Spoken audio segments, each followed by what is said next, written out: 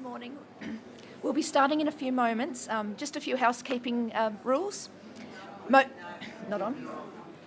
Good morning. That sounds better. Your mobile phones, can you please ensure that they're either switched off or in the silent mode, please? And you'll notice at the back too, there is a beautiful memorial table, excuse me, that's been put together by the family. It's very precious. You're very welcome to read through everything, but just be mindful about food and drink, please, near the area. Thank you.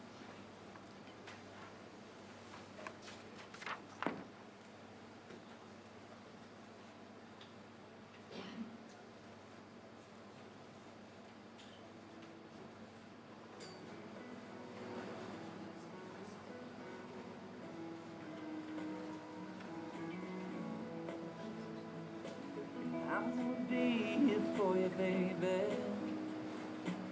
and I'll be a man of my word.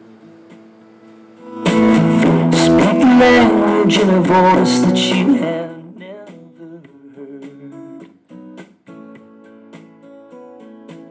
I wanna sleep with you forever, and I wanna die in your arms, in a cabin by a meadow where the wild bees swarm. And I'm gonna love you like nobody loves you, and I learn your trust making memories of us. I wanna honor your mother, and I wanna learn from your palm. I wanna steal your attention like a bad outlaw,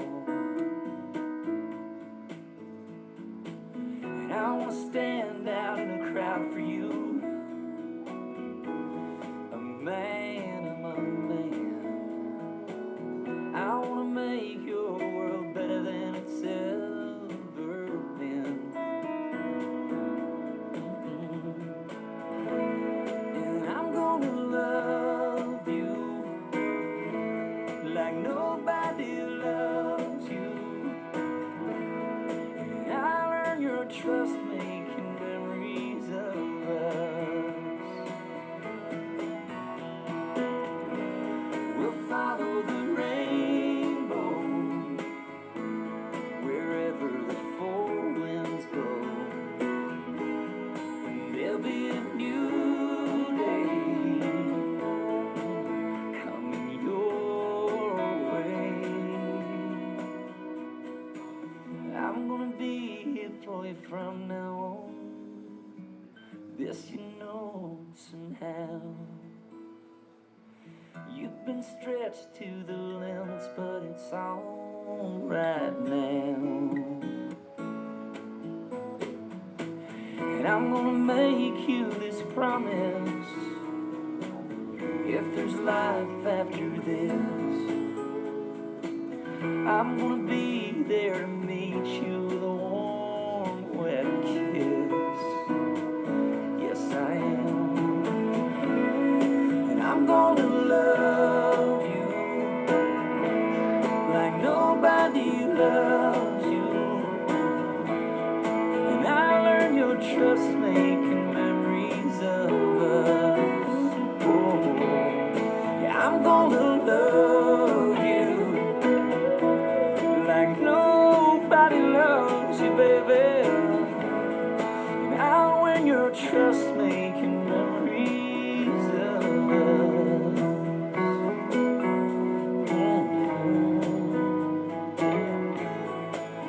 Oh, baby.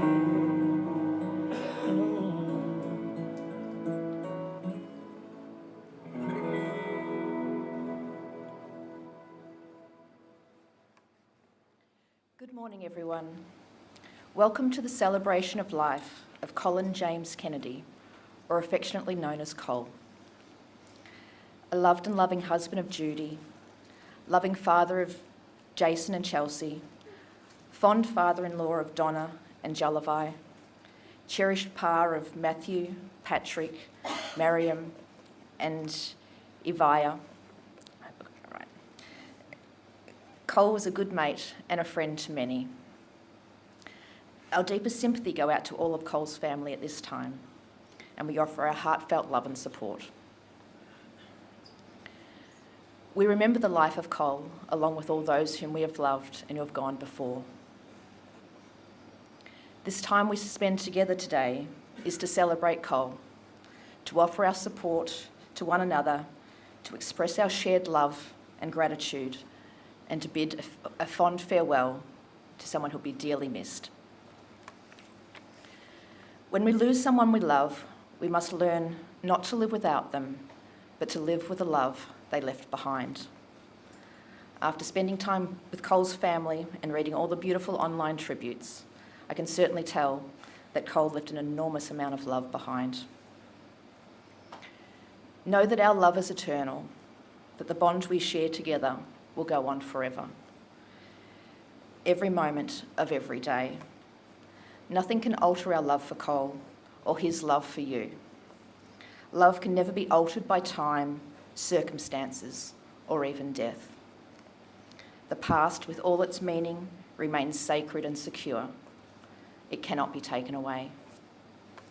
Take comfort that that Cole was part of our lives, and let his influence and his love and character live on. For those who don't know me, my name's Paula Mathewson, and I have the privilege of leading today's celebration of life. And following the service, please feel very welcome to stay here and join the family and continue sharing memories and refreshments with Cole. I would now like to welcome Patrick, Cole's grandson, to come forward and read a tribute.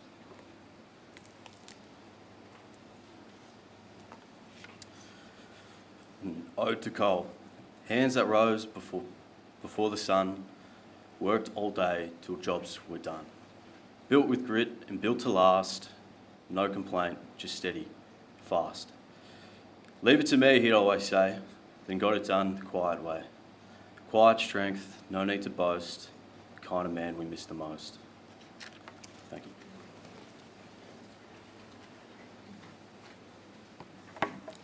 What a beautiful ode. It's now my honour to welcome Jason, Cole's son, to read the eulogy on behalf of the family.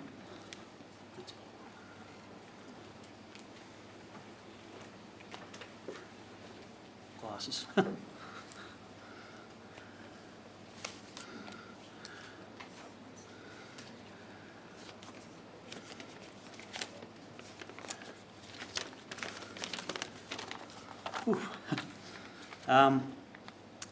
On behalf of our family, I'd like to thank everybody for coming today to remember Cole. I'd also like to thank the Woodside Football Net Club for allowing us to use this venue today. It's a place very close to our hearts for our memories of Cole. Here's a bit about Cole. Colin James Kennedy, Dad, Pa, best known as Cole, born 6th of September 1951 at the Yarram Hospital. Youngest child of George and Lorna Kennedy, brother of Margaret and Robert, all now deceased. The Kennedys were dairy farmers, but much preferred to be working in the bush than milking cows. On occasion, Cole would speak of his childhood memories of how his father, George, and his uncle, Reg, would fall, then work a large yellow stringing into a millable log with just a crosscut saw, a couple axes and a few wedges. He clearly had a lot of pride in his father's bushman skills, and this lived on with his own capability in that environment. It's obvious Cole had a strong relationship with his uncle Jack Mills, whose cheeky sense of humour was a trait passed on to his nephew. He also spoke of fond memories as a kid getting up to mischief with cousin Joe Fote. Cole, from an early age, rode a bicycle. Smoke alarm. 20 kilometres a day to and from primary school. This was a necessity rather than recreation, and it built a high level of stamina in him, which he maintained for the rest of his life. Like most boys of the era, Cole loved football. He started off as a Geelong supporter influenced by Lorna, but that changed when Cole went to the footy in Melbourne one day, we think, when he was about 8 years old, with a neighbour, Ian Abraham, who had played a handful of games with Collingwood. Ian was able to get a young Cole into the rooms after the game, and here he was surrounded by the greats such as Farrell Merritt and Murray Wiedemann. That was it. Cole was now an avid Magpie for life, and the highs and lows that came with it. Cole started playing thirds footy at Wanron, I think, in 1964. He got the training by driving his Uncle Reg's Valiant ute through the bush years before he had a licence. By this stage, he was at Yarram High School and was selected to play in the Gippsland Schoolboys representative team. Playing on the VFL grounds such as Punt Road and Arden Street was a big event in Cole's life and only heightened his love of the game. Cole progressed to senior footy at Wanron and was doing well, which I reckon added to his self-confidence to ask a young Judy Power for a dance one night at the Gormandale Hall, sometime, I guess, in 1969. One thing led to another and they became a couple, and with this, Cole had a whole new family. The Powers had a warmth and hospitality which Cole enjoyed at the home of John and Shirley Power at 24 Pollock Avenue, Traralgon. From that time on, the Power family, inclusive of Judy's younger sisters Kay, Jenny and Leanne, and their future families, became a large part of Cole's life. Mum and Dad were married in 1971, and after a very short honeymoon driving around the Yarra Ranges in Cole's white Valiant with a self-painted GT stripe, they settled for a short time at Church Street, Traralgon. Their son Jason arrived in 1972, and Cole enjoyed this period as a townie, away from the farm, being a new father, working as a spare parts driver for Brooklands and playing footy for the Maroons. However, it was only a matter of time, with Uncle Red struggling to manage the farm, before Cole would return over the hill to Woodside North. Money was tight, but the priority was getting a house, as living at Lorna's was not sustainable. This was secured from the SEC dismantling of Yallourn in 1973. From humble beginnings, delivered on a couple of trucks, Mum and Dad improved this house significantly over time and raised their family in it, completed with their daughter Chelsea arriving in 1975. Despite the demands of the dairy farm and often having to supplement income by cutting pulpwood, Cole continued to play footy now with Woodside. He was part of the 1974 senior premiership team, with Woodside beating Yarram in the mud at Foster. I often look at that team photo with 4 Foats, 2 Kerrs, 2 Bodies and other prominent surnames of this district, including a Kennedy, and it makes me proud Cole had that experience, as I reckon he earned it. It's also tremendous that group from 74 were able to stay connected and have gathered from time to time for reunions over the years since. Cole played football until 1983, though in later years it was more due to the phone ringing, "Hey Cole, we need you to pull on the boots again." This ended at Yarram when Cole, now playing for the United Wanneroo Woodside, was crudely taken high. I haven't written this down, but I believe it was Red O'Neill. But anyway, that aside, he got the free and slotted the goal, but the next few days were a blur. He agreed with Mum, that was it. Over the years, Cole continued to improve the farm with various projects, including modernising the dairy, including a machinery shed, building a machinery shed, cattle yards, bridges, laneways, establishment of an irrigation system with a construction of a large dam and ground improvements at the bottom end of the property. Some of my best memories of Dad were working with him on many of these things. He was always at his best when delivering a project. The farm, whilst in a picturesque and fertile valley, was not easy to operate. It was particularly prone to flooding. The 1978 floods were the worst experience, with 20 head lost. It was a massive setback. With each flood, the Brevin Creek was turning into a canyon, rapidly working its way up the valley towards the Kennedy property, where once meeting the Reedy Creek would have doubled the erosion and ruined the bottom end of the farm. An associated problem was not far upstream, the Carrajung Woodside Road, which had been upgraded over the years, except a missing link. 2 kilometres of bendy, narrow gravel road across the valley through the middle of the Kennedy farm, inclusive of a 1-lane bridge and a 90-degree bend, which often resulted in cars towing boats running off the road, and then having them plead with Cole to pull them out with his tractor, which aggravated him something fierce. Often they were pissed too, but at that end, which really got him going. Finally, the authorities decided on a solution to solve both interrelated issues that resulted in the property being impacted by construction for over 5 years. Whilst this was an exciting time for me as a kid with lots of action and big machinery, it was an extremely difficult period for my parents, and Cole seemed to be in constant conflict with the Shire engineer and contractors doing the works. I hope Noel Thompson's not here, I think it was his old man. Despite the challenges, Cole always made it a priority to ensure his family had a memorable holiday once a year. Despite this being in the depths of winter when the cows were out, every year a 2-week adventure would be had as far as the car would take us. They were all great trips, but one story in particular was a time when in South Australia we were having a nice time at Victor Harbour, and Cole was in a bit of a hurry to get to Adelaide. Weren't quite sure why. He got us into a pretty ordinary motel on a highway near Football Park on the night of the State of Origin.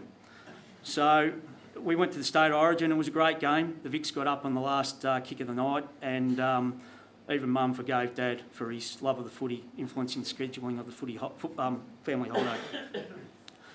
When Cole realised he had to look beyond footy for sport, encouraged by his old mate Reg Stevens, he picked up a tennis racket.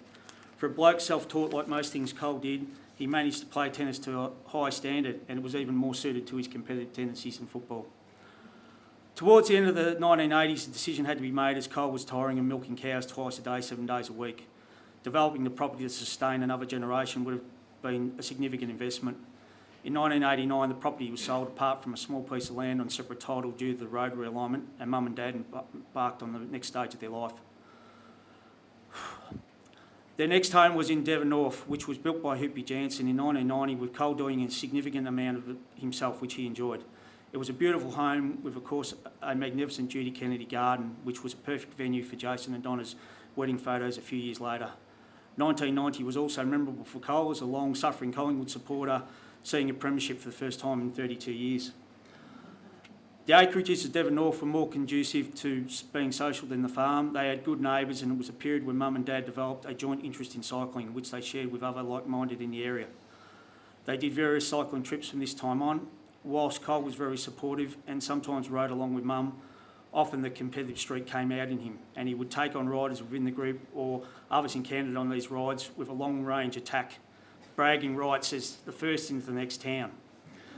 They were also part of establishing the rail trail between Yarram and Alberton and later Port Albert. This trail now forms part of the 130-kilometre Great Southern Rail Trail, which is a spectacular ride in its entirety and an asset enabling local communities to be active in a safe environment away from the traffic. After finishing playing, Cole continued to be involved with the footy club, initially helping out training the force and then as a runner for the thirds. Being the runner or assisting playing coach from the bench was a natural fit for Cole. I've heard a lot of stories, I've heard them firsthand, so I won't repeat them. Probably they can be chatted about later, perhaps about him giving the opposition a bit of crap, so I think he was pretty good at that. He later did other tasks as a part of the off-field team running the club. But I think what he enjoyed most was helping his old mate Johnny Kerr ensure the Woodside Oval was at its best for match day. Dad's greatest joy at the footy club, apart from obviously beating Yarram, was supporting the next generation to shine on the football ground, netball court and leadership off the field. Whilst Mum and Cole enjoyed life at Devon North, what to do with the land retained at Woodside North was on their minds.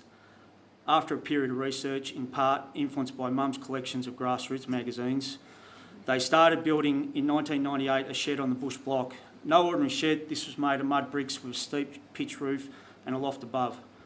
A lot of learnings came from trial and error of this building, and once complete I think they were initially content to sit back for a period to work out what to do next. Cole became a grandfather in 1999 with the arrival of Matthew and soon followed by Patrick in 2001. Cole was certainly a natural at entertaining his grandsons. The arrival and grandchildren, and with both their children's lives destined to be in Melbourne, Mum and Dad decided to establish a small city base in North Melbourne. This enabled time with the family, but also able to return to their own space with less travel, and it also initiated appreciation and enjoyment for city life. They became familiar with the best places for coffee, food and books. They were locals in Errol Street, North Melbourne, and it was not too much further up to Lygon Street, Carlton, where trips to Brunetti's Cakes, Borders Books and Cinema Nova became regular occurrences. This also enabled Cole to get to more Collingwood games during a period when the Pies were mostly winning.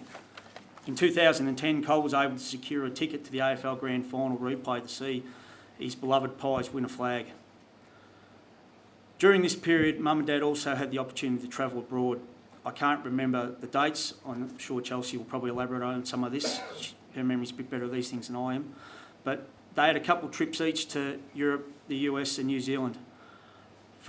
On one trip, Cole, who had always had an interest in the American Indians, purchased himself an Apache bow and arrow off the reservation.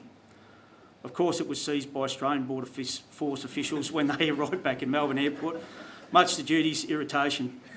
After a few days, I picked it up when it cleared quarantine. Unfortunately, it snapped in half at Cole's first attempt to ping a rabbit with it. Dejected but not defeated, Cole launched into a period of learnings to build a replacement, which included sourcing Osage orange timber, constructing a wood steamer, enabling the bending of the timber, and obtaining sinew from the butcher to create authentic bowstring. Perhaps this is a good example of Cole's passion when he got on a roll, borderline obsessive but in a good way. Chelsea and I have certainly benefited from this with beautiful, robust furniture built by Cole. Sometime in 2000, Mum and Dad commenced building a house in tune with the lofted garage with Ernie Smith as the overseeing registered builder. It was a beautiful double-storey building with bush log structural poles and beams, a high-pitched roof, the hardwood floor salvaged from the Alberton Hall, and mud bricks of which they made every one. It was a labour of love of almost a decade with an accompanying Judy Kennedy garden, which was as spectacular as the house itself.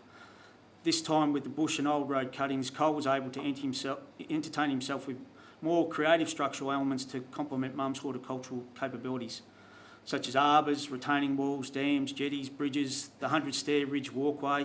Even his wood stacks were works of art, impeccably straight, level and square, and he knew exactly how many pieces of wood were there too, in case his son tried to take some.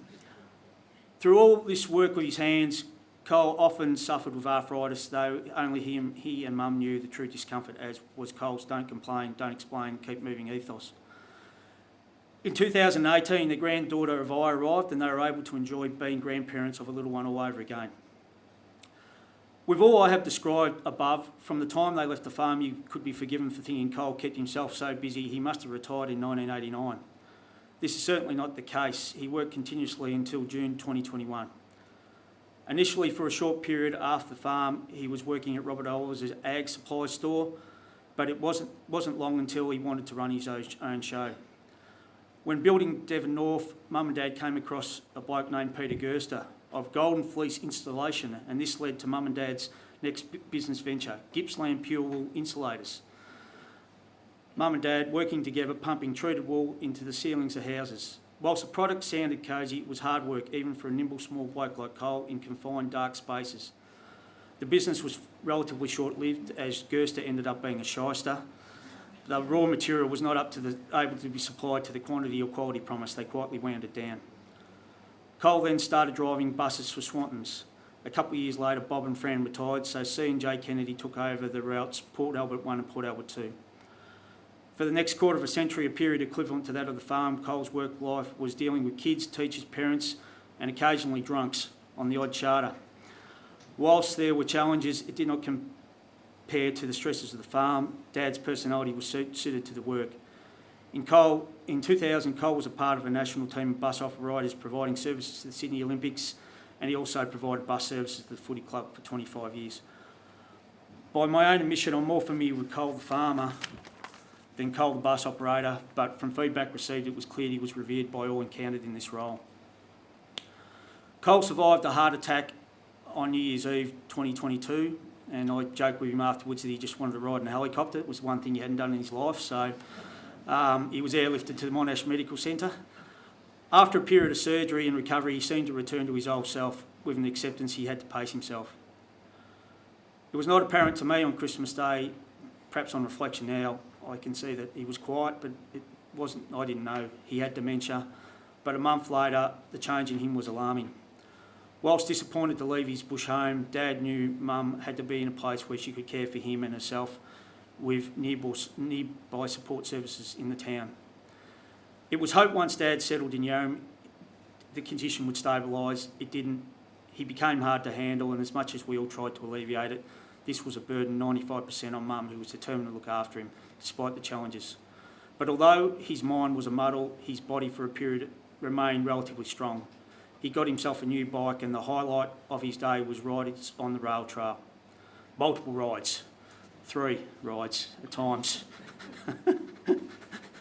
at 5 o'clock in the afternoon when it was dark. Anyway, another story. I'd like to focus on this as Dad's final chapter. The rest was doing what had to be done to get through. So here we are at Cole's send-off. He used to say two things about funerals. He observed going to funerals in Yarram, some attendees not well known to the deceased would be first in line for the superbly catered afternoon tea afterwards. So if anybody's here just for the cakes and sausage rolls, you can just get out of here right now.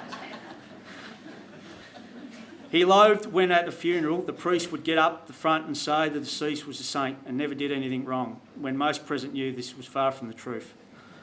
Well, for point two, Cole did have a couple of faults. As Mum would say when I was seldom critical of Dad, Jason, as I tell your father, Colin, you're almost perfect, apart from that foul temper of yours. Yep, Cole in full flight was ferocious, but he knew it, and over time his temper subdued. I doubt his granddaughter ever saw this side of her beloved pa. Somewhat related, he was a very strongly opinionated person. Tough to debate with, he would almost always wear me down, and I would retreat with whatever you reckon, Cole. Much like fault one, this subsided partly, but it was also likely assisted by the next generation, including his grandsons, who were more skilled at retorting, that subdued him a little. Sometimes our strengths can be our weakness and vice versa. Cole's strong opinions were mostly aligned with his strong values, and these values served him well in his life. So here we are today remembering Cole, a life well lived, and whilst he had a few trips to places far away, he basically lived his entire life in this community. When he started to struggle, many in the area were quick to give he and Mum a helping hand. On behalf of Chelsea and I, we thank you all very much for this. Love you, Dad. Rest now. Cheers. Thank you.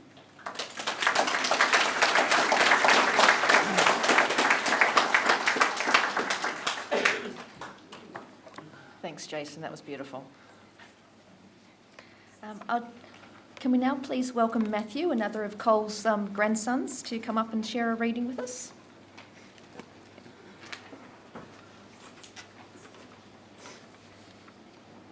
A reading from Ecclesiastes chapter 3.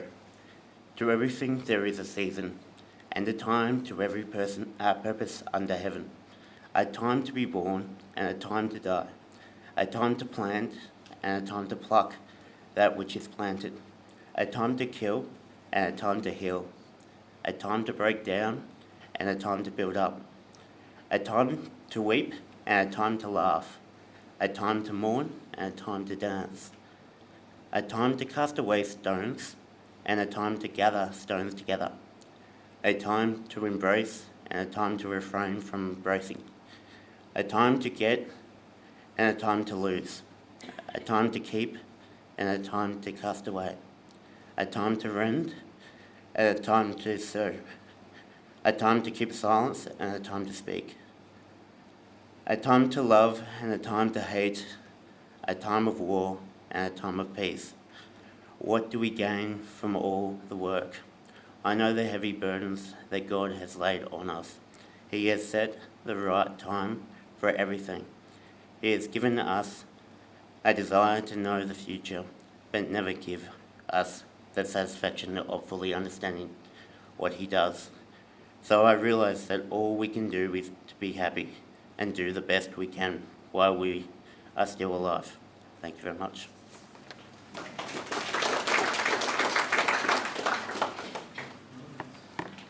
Thanks, Matthew. Beautiful. Now we have Chelsea, Cole's daughter, who'd like to share a tribute for her dad.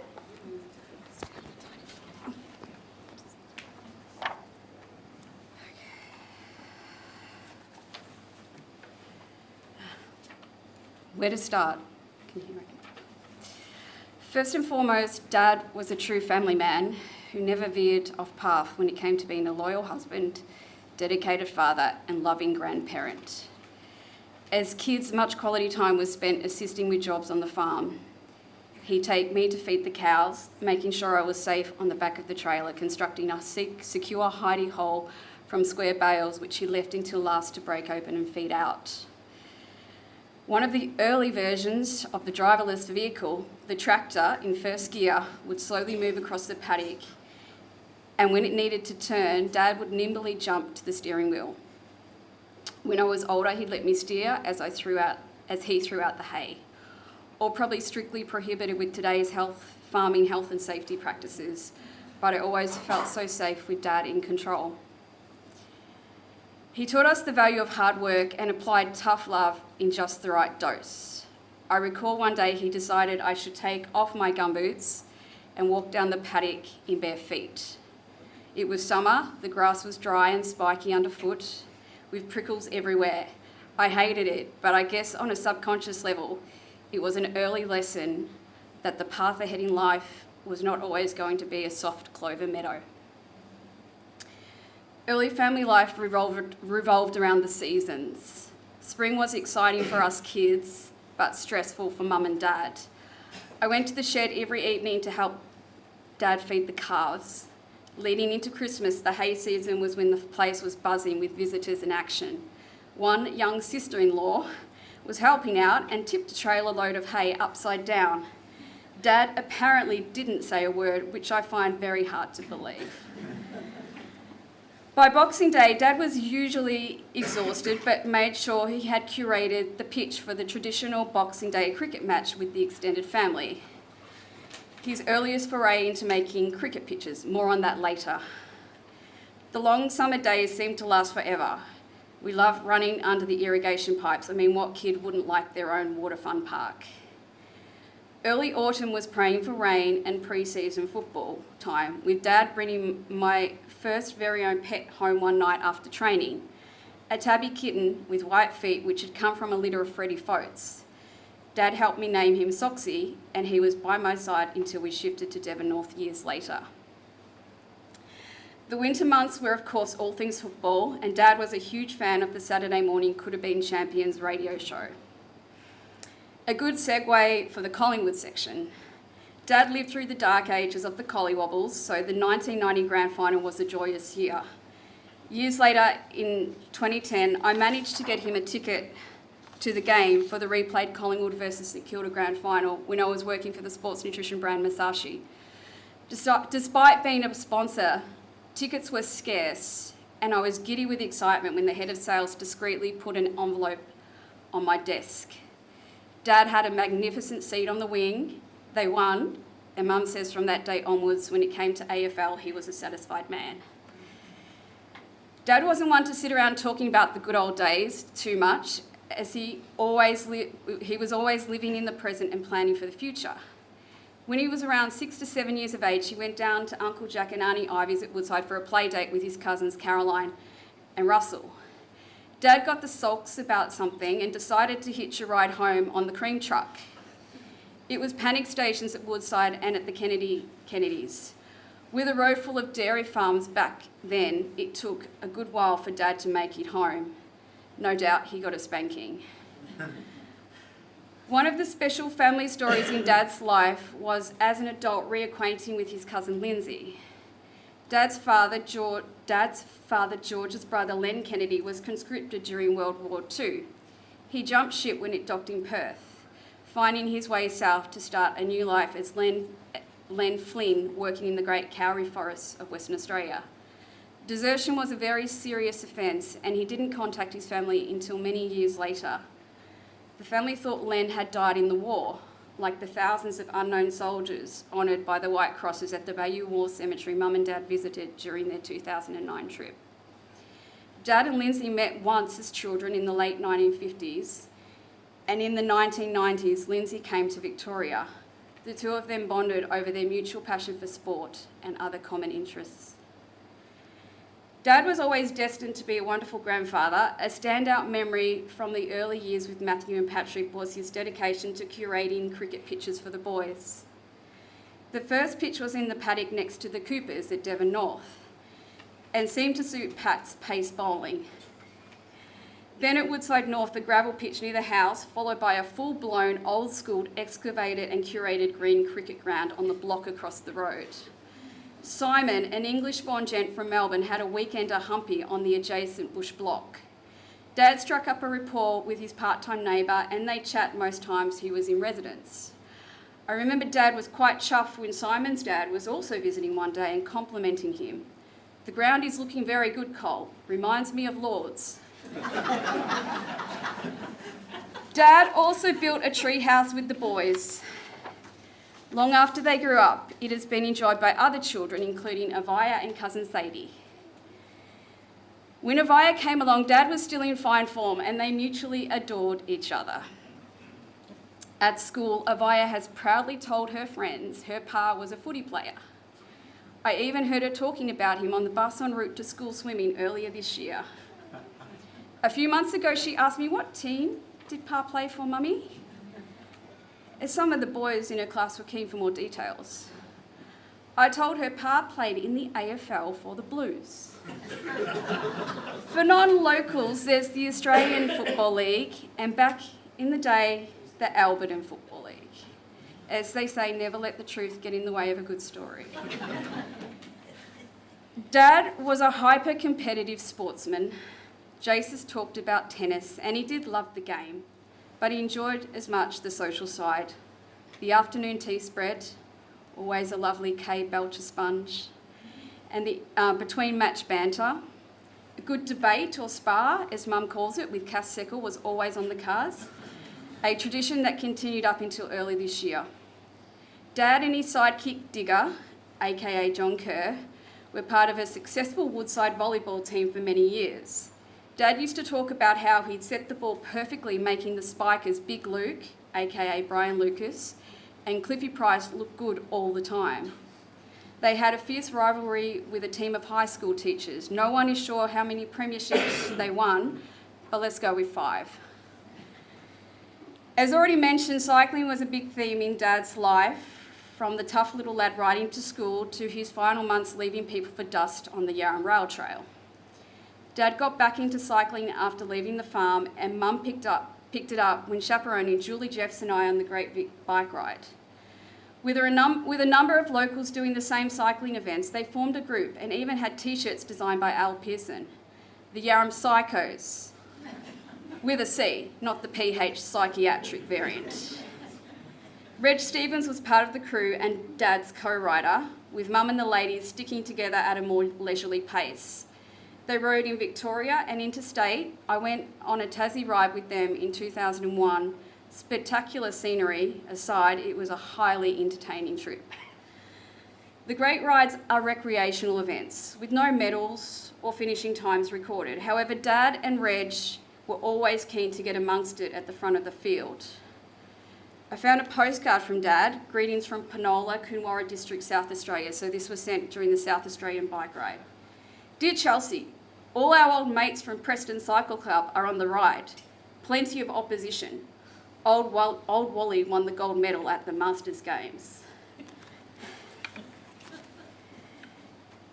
Mum and Dad did bike tours overseas, and Jason and I have ridden with him in the Alpine Classic and around the Bay in a Day events. He also did solo rides with Mum as support crew. A standout trip was his ride to Bright over Mount Hotham. He loved most getting out of the saddle and climbing on a bike, but also the adrenaline rush coming down the other side, but he did come a cropper at least on 1 or 2 occasions. Jace talked about Dad's bus driving at the Sydney Olympics, but what he didn't mention is the forlorn female he left behind for 2 weeks. Not Mum, but our dog Sierra. As an adult child, I had a period of floating between Mum and Dad's place at Devon North, share houses in Melbourne and backpacking overseas. With this type of lifestyle, to me, it made complete sense to, on a whim, get myself a cute puppy and, of course, one of the most high-maintenance dog breeds on the planet, the Samoyed.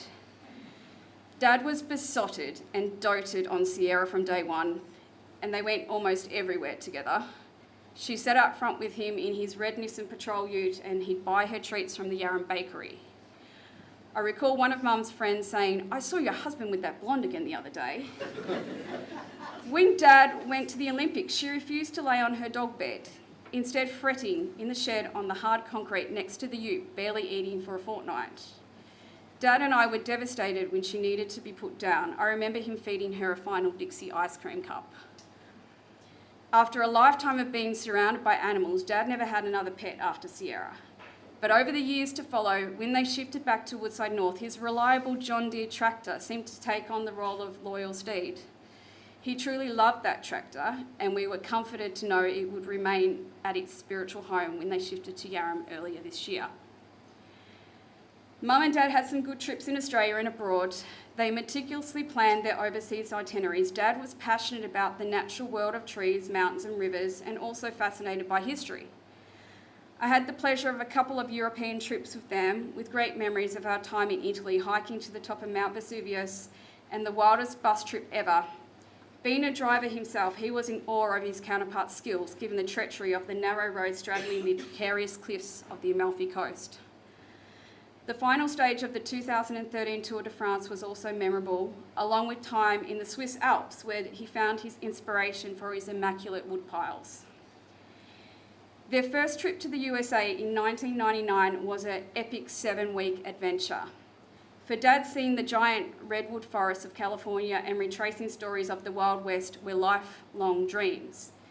They had a hair-raising drive through the Bighorn Mountains in Montana to the site of the Battle of Little Bighorn, also known as Custer's Last Stand. Dad had always had a great interest in the plight of the Native American Indians, and he had read extensively on the topic. Avaya now enjoys looking at one of his much-loved books. I have a postcard Dad sent me from that trip.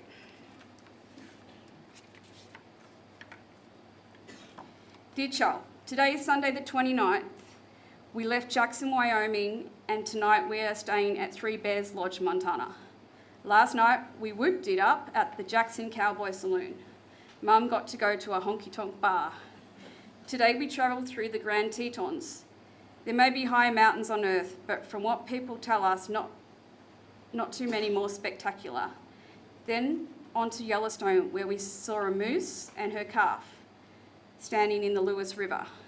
Got a great photo. Hope it comes out. Love, Mum and Dad.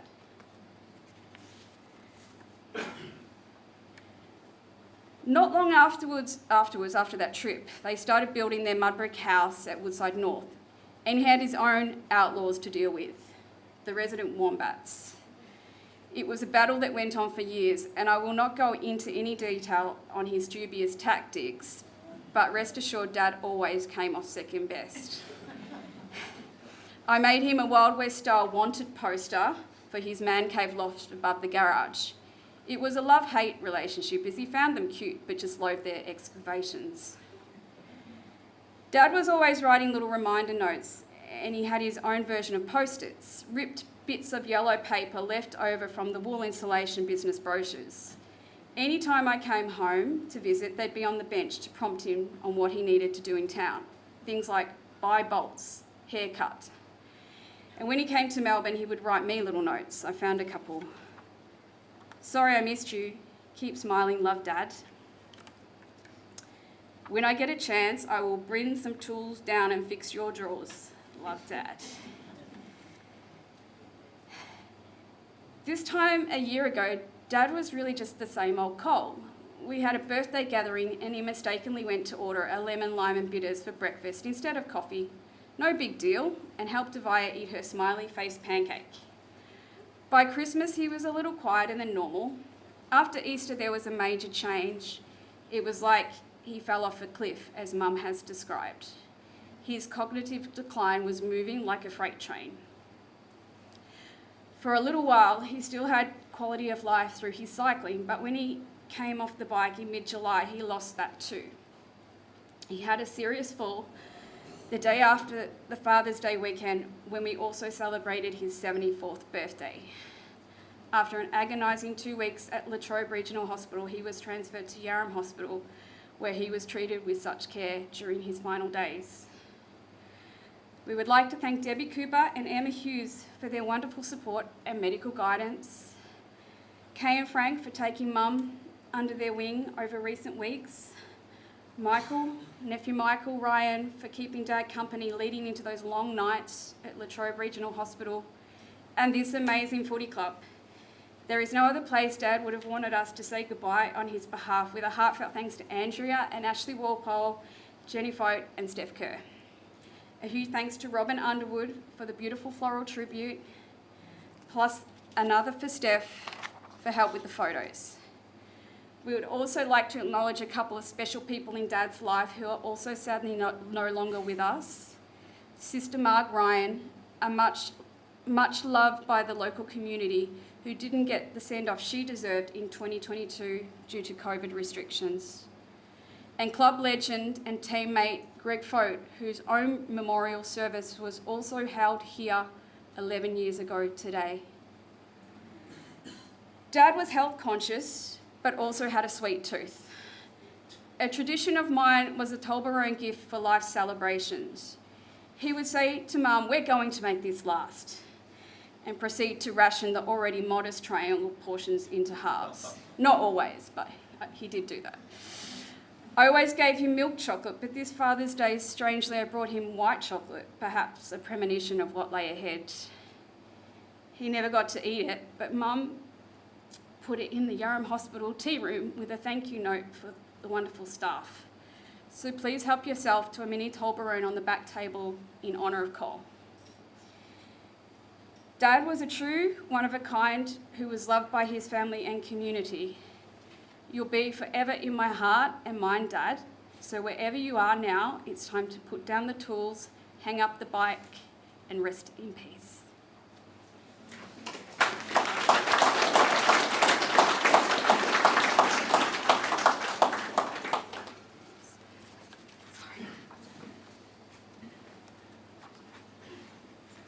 That was beautiful. Thanks so much, Chels. Now, the family have put together a beautiful collection of photographs capturing Cole's life to share with you. So enjoy the moments as we reflect on the wonderful life of Cole.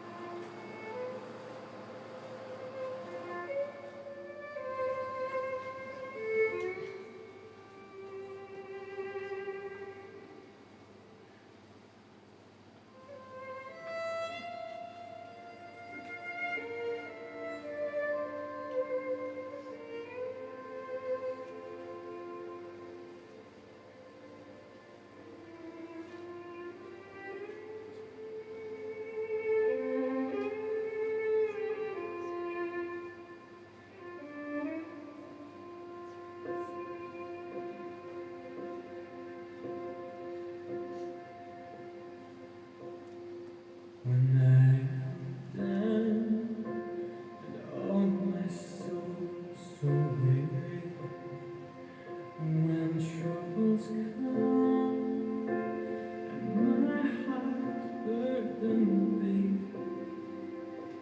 then I am still and wait here in the silence until you come and sit a while with me. You raise me up so I can stand on mountains. You raise me up to walk on stormy seas. I am strong when I am on your shoulder. Raise me up to more than I can be.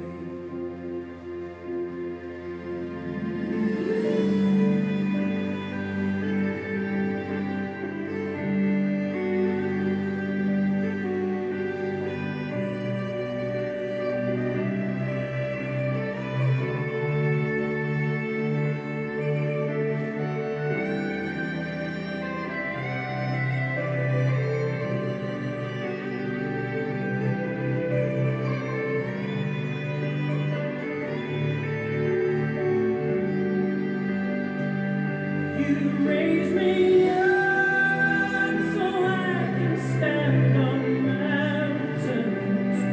You raise me up to walk on stormy seas. I am strong when I am on your shoulders. You raise me up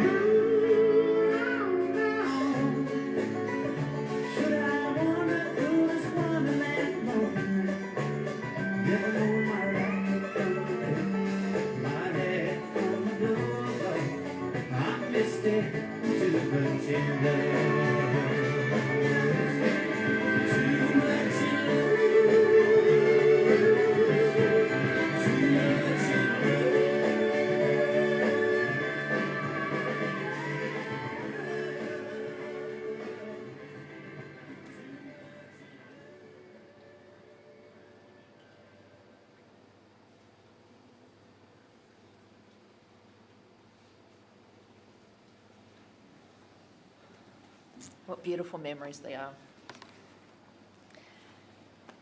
We say not in sadness of Colin's death, but in gratitude of his life. We dedicate this moment and every precious memory associated with you. Go forth from this world knowing that you are loved beyond measure. Your life we honour, your departure we accept, your memory we cherish. And although there is grief today as we say goodbye, there is immense gratitude for your life. We are truly grateful for having shared the privilege of sharing life with you. But rest now at the end of your days. Rest in the hearts and minds of those who love you. Rest in peace, Cole.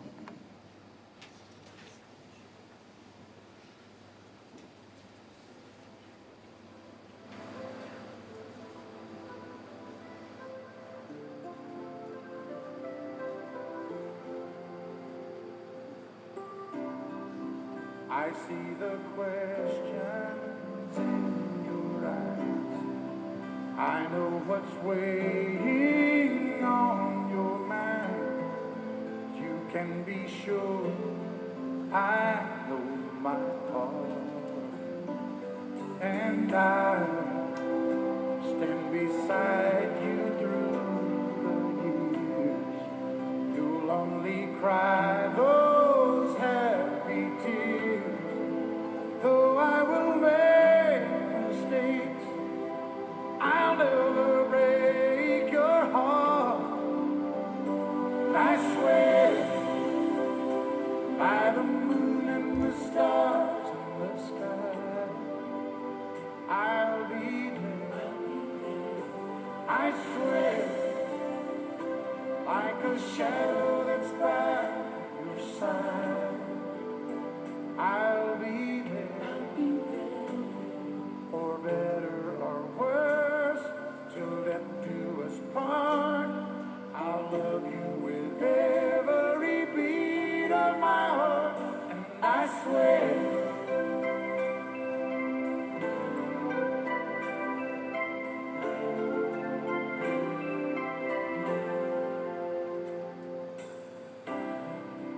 I'll give you everything I can. I'll build your dreams with these two hands. We'll have some memories on the wall. And when there's silver in your hair, you won't have to ask if I still care. 'Cause as time turns the page, my love won't age at all. I swear by the moon and the stars in the sky, I'll be there. I swear, like a shadow that's by your side, I'll be there. For better or worse, till death do us part. I'll love you with every beat of my heart, and I swear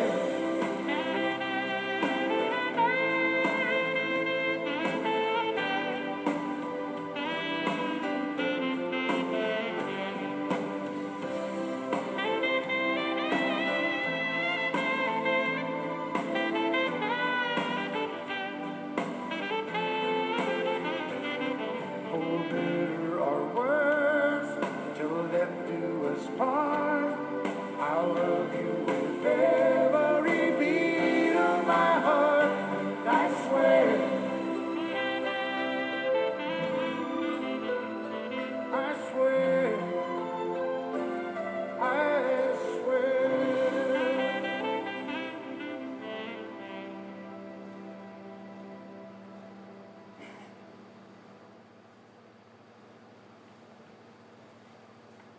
This concludes this part of the service. On behalf of Cole's family, thank you all so much for attending and for your love and support. Thank you.